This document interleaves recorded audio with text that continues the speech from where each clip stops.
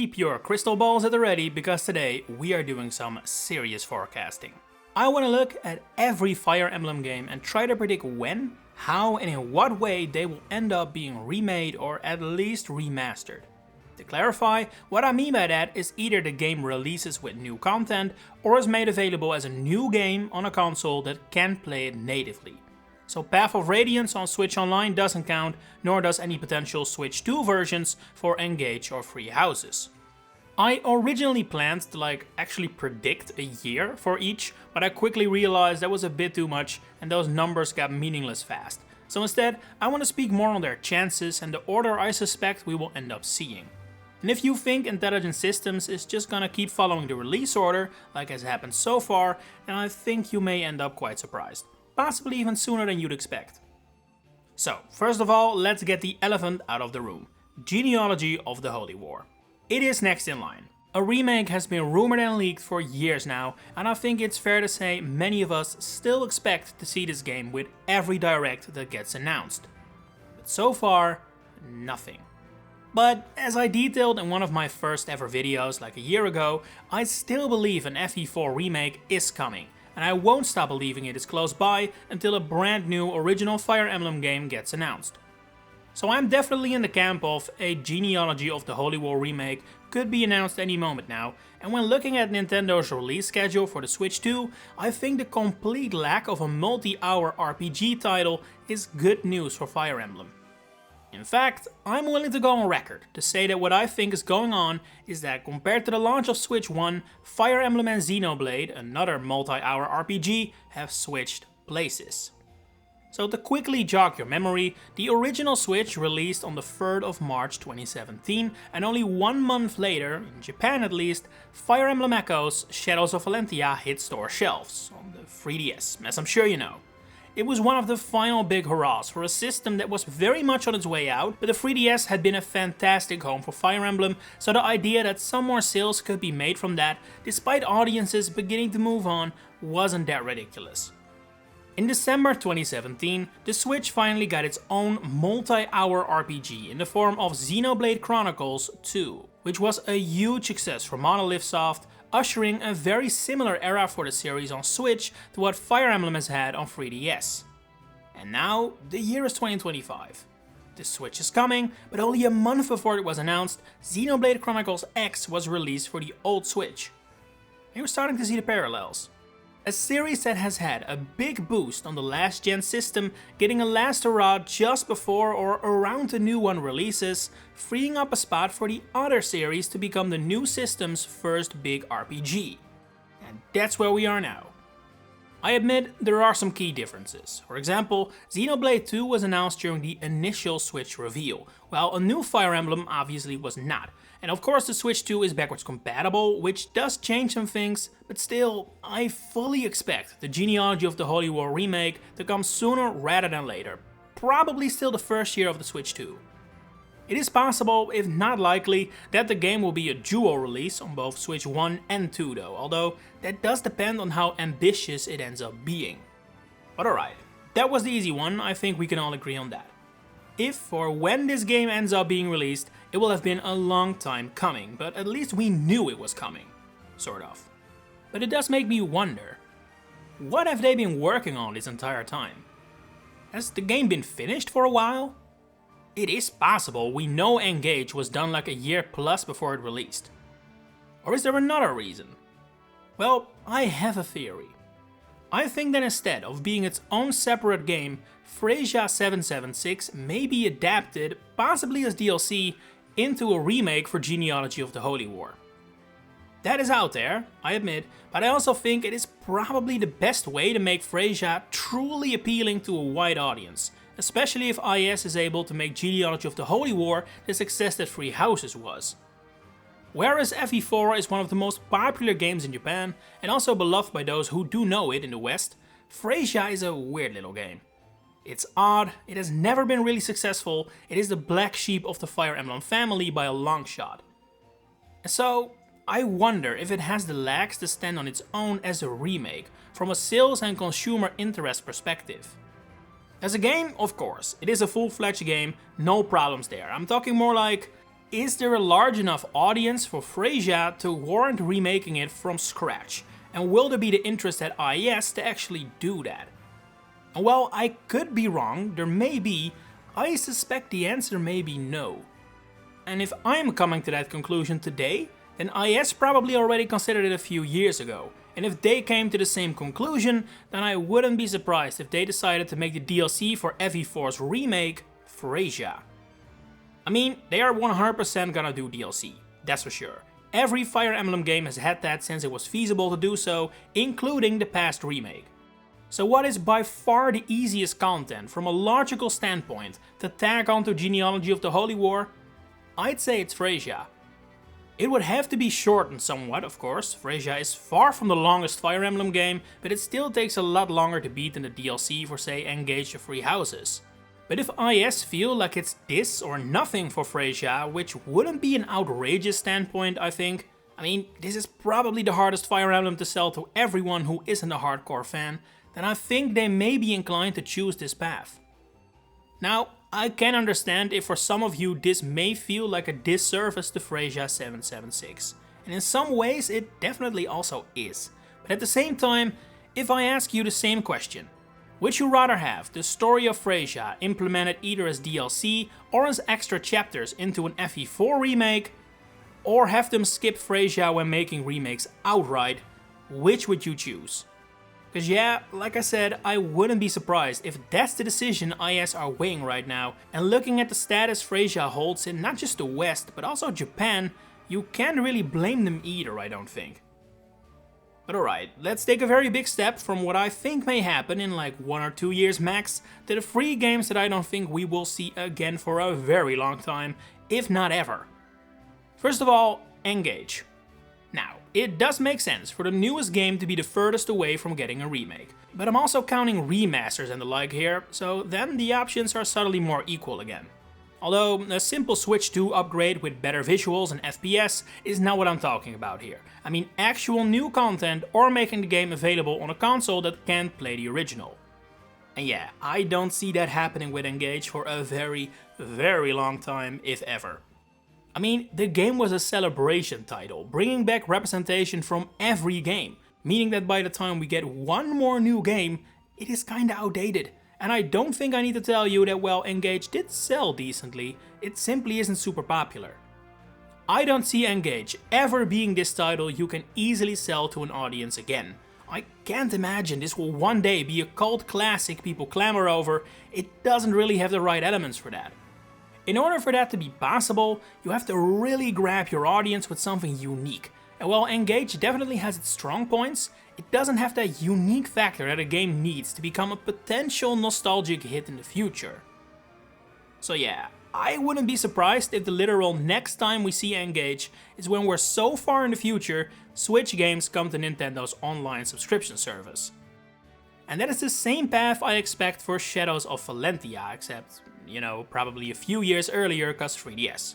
As we've already discussed, the Gaiden remake came out at an unfortunate time, so is not one of Fire Emblem's biggest sellers, and although IS have said they were actually happy with the sales of the game, it is definitely the most overlooked title of the recent era, with a decent chunk of fans that haven't even played it.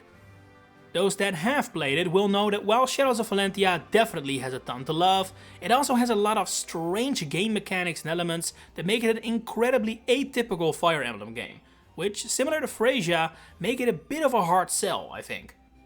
Being a little weird and also not super popular even in the Fire Emblem fanbase itself, feels like a recipe for not getting re-released anytime soon. And it should go without saying that another second Gaiden remake is definitely not happening anytime soon either. And lastly, for this group where I'm very skeptical of, we have a bit of a controversial pick. I don't think we will see Fire Emblem Fates until we're a whole lot older than we are now. It is the second highest selling Fire Emblem game of them all, so there is a large install base that is familiar with the game, and since it's on 3DS, it also doesn't require a complete makeover in order to work on modern consoles, unlike Genealogy of the Holy War for example. But while I do give Fates a bigger chance than Engage and Shadows of Valentia, I still think we're easily several decades out, if not more, before we see this game again. It may have sold well, but Fates definitely wasn't super popular. The common opinion of the game currently does not speak highly of it, and it says enough that most of the people I've seen hoping for a re-release hope it happens so mistakes get fixed in the story, for example. But that kinda puts Fates in an uncomfortable position. Because when you start talking about remaking it from the ground up, Shadows of Valentia style, there are a lot of games that will take precedence, I think, starting with the GBA games for example. But if you simply port it, fix the graphics and make it look appropriate for a new console, then the mistakes don't get fixed and I'm not sure who's really waiting for that new product. I mean, not literally, there's always someone, I'm talking more about the potential audience at large. And even when talking about a straight port that could be done by an outside studio for example, there are definitely games that take precedence as well. Such as Awakening. There is absolutely no way a port-like re-release of Fates happens before Awakening does.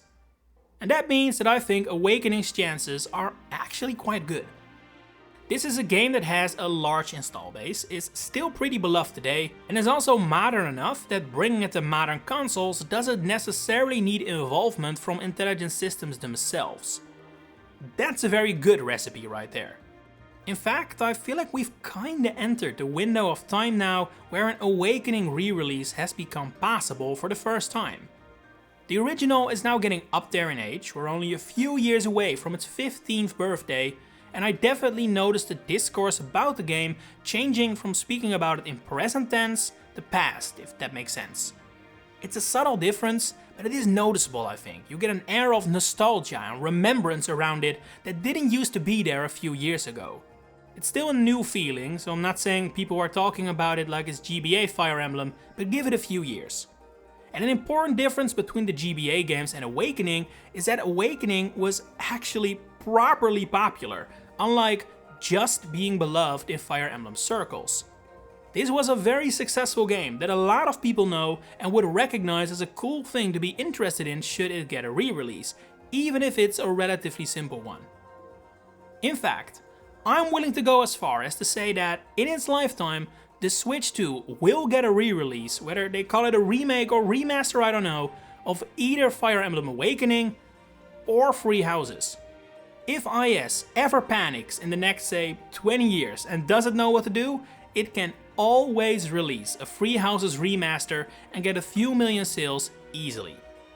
This game has more than enough content to the point the majority of players haven't even seen it all, and I don't think I have to tell you how popular the characters and how devoted their fans are either, so I am convinced that IS already has some secret plans on how to bring back Free Houses if it proves necessary, or just maybe to make a few extra bucks. Because it's relatively easy. Give it a graphical overhaul, make some further minor changes, include the DLC on the disc and you can basically put it in stores in a couple years and it will sell. Just like with Awakening, IS doesn't even have to do it themselves.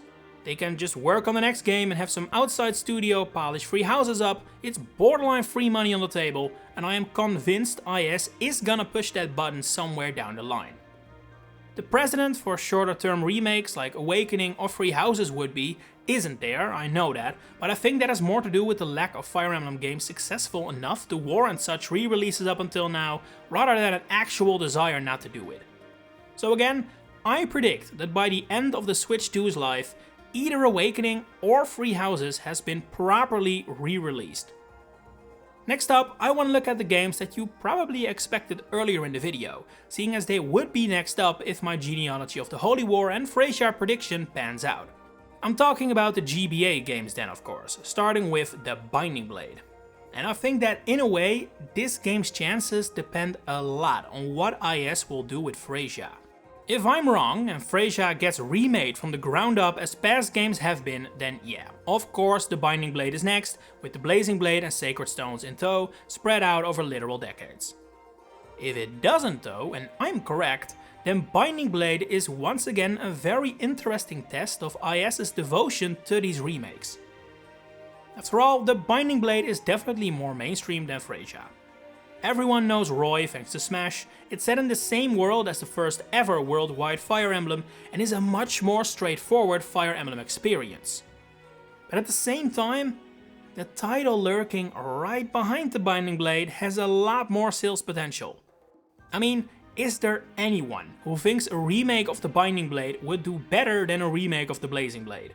If there is, they're wrong. This is not even comparable. One is a Japan exclusive game that is hardly the most popular game around, and the other is the West's first ever game, and holds quite the nostalgic position as a result of it. So, if my Thracia prediction is correct and IS shows they're willing to skip the less popular games, then we could see a scenario where the same happens to Binding Blade in favor of Blazing Blade. And don't forget, Blazing Blade is a prequel as well, so releasing that first and adding more references between games could actually work out quite nicely. Plus, it adds an additional selling point to the Binding Blade that doesn't exist now. Currently, you have to focus on Roy, and perhaps the fact you could never play this before. But if the Blazing Blade precedes it and does well, then suddenly it's the sequel to that game you loved a few years ago. That definitely helps. The scenario where the Binding Blade is DLC for a Blazing Blade remake though does feel a bit unlikely, especially since it doesn't tie into the story as nicely as Thracia does with FE4. That's a pretty severe time skip. One interesting option that I do want to mention is a potential double pack. Now, this could only ever be possible if it's either a straight re-release, which feels very unlikely with Switch Online being a thing, or a 2D HD remake, which we have currently seen no interest in from IS, but it has worked for other big companies like Square Enix and Dragon Quest, so it might be a possibility when we get to the GBA titles, where the sprite work itself still feels very modern and polished. It will be easier to make and allow IS to kinda skip past these titles quicker to easier access the popular titles later down the line. But at the same time, releasing 2 games for the price of 1 might also feel less than ideal from their perspective, so this one is hard to speculate on. Personally, I don't think it will happen. I suspect that, if my Thracia prediction is correct, we will see the Blazing Blade next, with potentially the Binding Blade coming not too long after if the sales are good. Either way, next would then be the Sacred Stones, which might just be the most boring game to talk about for this video, because, yeah, I think it will be remade, but it's not from the era that might get fast-tracked, so while we will probably eventually get it, it will be getting its full scope remake after the Blazing Blade. And that is still very far away. So in a sense, the percentage for Sacred Stones getting a remake eventually feels pretty high, but it's still far away with absolutely no chance it's getting here anytime sooner than when it's simply its turn. That leaves 4 more games, neatly divided in 2 sets of 2, and both have quite an interesting position, I think. So first, literally, we have Shadow Dragon and the Mystery of the Emblem. Just like Shadows of Valentia, these 2 have already been remade, but only one of those made it overseas, and they both came out on the DS, meaning they're old enough to be remade in their own right. It should also be noted that the DS remakes didn't sell well, which could definitely play a role in the decision to revisit Arcania. But the thing is, as the first ever Fire Emblem games, or game rather, but if you do one you might as well do the other, the Arcania titles always have a chance to reappear. I mean, Shadow Dragon literally reappeared on the Switch with that weird English release. For all we know, the plans for the next anniversary are to remake Shadow Dragon in a modern style. That wouldn't be a huge shock to me, and the same thing applies to every single anniversary after that. I don't think it will happen. I won't go as far as to predict this is coming anytime soon, but a path for Shadow Dragon and Mystery of the Emblem to reappear sooner than the order suggests is definitely possible. If not likely, actually. I suspect we will revisit Shadow Dragon before we see Engage again, I'll go that far. It might still be literal decades out, if not more, but I'm willing to make that call. Re-releasing the first game, the one that started it all and will always have a certain degree of notoriety, is always possible. Even if Shadow Dragon isn't Fire Emblem's equivalent of, say, Super Mario Bros, Pokemon Red and Blue, or Sonic 1. And that leaves one more world to discuss. Tellius, Path of Radiance and Radiant Dawn. This is also a very unique and interesting duology of games to look at for a video like this. Both are already 3D games, which definitely makes them easier to bring over than say the GBA titles, but because they're also still quite old and have less than ideal design choices, you can't really port them over either. Not to mention, the most unique thing about them, they're a literal duology. If Path of Radiance comes, Radiant Dawn has to be shortly after or it doesn't work. Either on their own wouldn't feel right, and that's the only situation in the series where that applies to. You can do Shadow Dragon without Mystery of the Emblem or the other way around, you can do Blazing without Binding or FE4 without Thracia, but these two you gotta account for both of them in your plans. For that reason, I think actual, from the ground up remakes are not likely to happen before it's their turn, which is even further away than Sacred Stones, so no point in speculating too much about that. More faithful ports could definitely happen sooner, but since Path of Radiance is gonna be coming to Switch Online soon, there will have to be some twist to it in order to make people interested. One simple option could be 2 faithful remakes, which only touch up the graphics slightly and add a few little quality of life features like faster turns, for the love of God. Kinda similar to what IS did with Paper Mario The Thousand Year Door last year, basically. While I definitely think this is more likely than from the ground up remakes, and there is the potential for a fast track release, with developing it easier than a full blown game and the popularity of Ike, I still don't think chances are super high, simply because there are better options. Doing everything I've just described with say Awakening instead is the more likely outcome I think, so I wouldn't hold your breath for this. Instead, if we are gonna be visiting Tellius again sooner than the remake order would suggest, I think we have to put our money on a jewel pack with basically just ports, kinda like Mario All-Stars and Pikmin 1 and 2 are.